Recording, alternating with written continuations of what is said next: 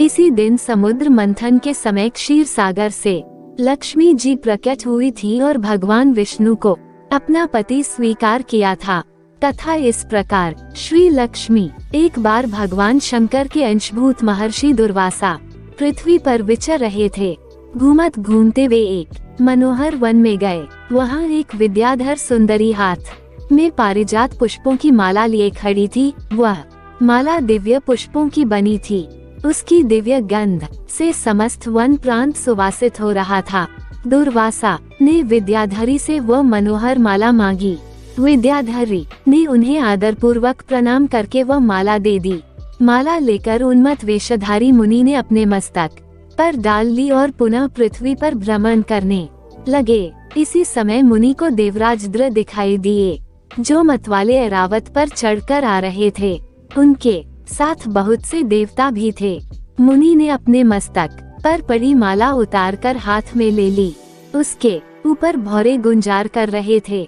जब देवराज समीप आए तो दुर्वासा ने पागलों की तरह वह माला उनके ऊपर फेंक दी। देवराज ने उसे ऐरावत के मस्तक पर डाल दिया। ऐरावत ने उसकी तीर गंध से आकर्षित हो सूंड से माला उतार ली और सूंघ कर पृथ्वी पर फेंक दी।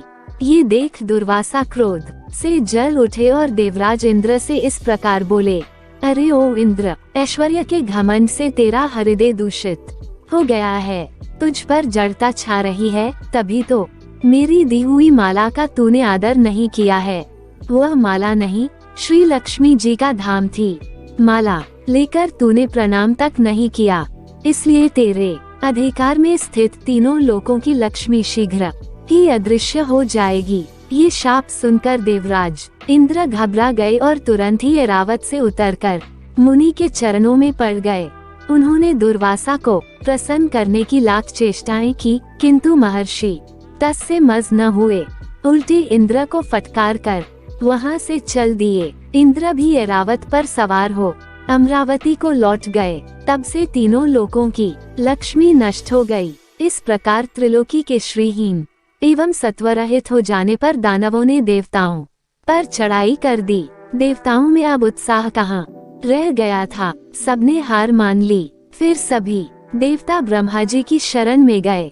ब्रह्मा जी ने उन्हें भगवान विष्णु की शरण में जाने की सलाह दी तथा सबके साथ वे स्वयं भी क्षीर सागर के उत्तर तट पर गए। वहां पहुंचकर ब्रह्मा आदि देवताओं ने बड़ी भक्ति से भगवान विष्णु का स्तवन किया।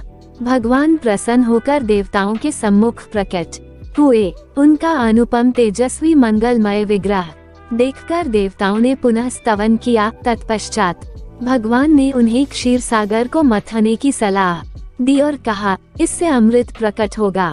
उसके पान करने से तुम सब लोग अजर अमर हो जाओगे, किंतु ये कार्य है बहुत दुष्कर, अतः तुम्हें दैत्यों को भी अपना साथी बना लेना चाहिए।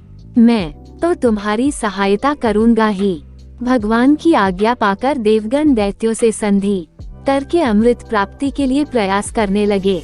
वे भांति भांति की औषधियाँ लाए और उन्हें क्षीर सागर में छोड़ दिया। फिर मंद्राचल पर्वत को मथानी और वासुकी नागराज को नेति रस्सी बनाकर बड़े वेग से समुद्र मंथन का कार्य आरंभ किया। भगवान ने वासुकी की पूंछ की ओर देवताओं को और मुख की ओर दैत्यों को लगाया। मंथन करते समय वासुकी की निश्वासाग्नि से झुलस कर सभी दैत्य निस्तेज हो गए और उसी निश्वास वायु से विक्षिप्त होकर बादल वासुकी की पूंछ की ओर बरसते थे, जिससे देवताओं की शक्ति बढ़ती गई। भक्त वत्सल भगवान विष्णु स्वयं कच्छप रूप धारण कर क्षीर सागर में घूमते हुए मंद्राचल के आधार बने हुए थे। वे ही एक रूप से देवताओं में और एक रूप से दैत्यों में मिलकर नागराज को खींचने में भी सहायता देते थे तथा एक अन्य विशाल रूप से जो देवताओं और दैत्यों को दिखाई नहीं देता था, उन्होंने मंद्राचल को ऊपर से दबा रखा था। इसके साथ ही वे नागराज वासुकी में भी बल का संचार करते थे और देवताओं की भी शक्ति बढ़ा रहे थे।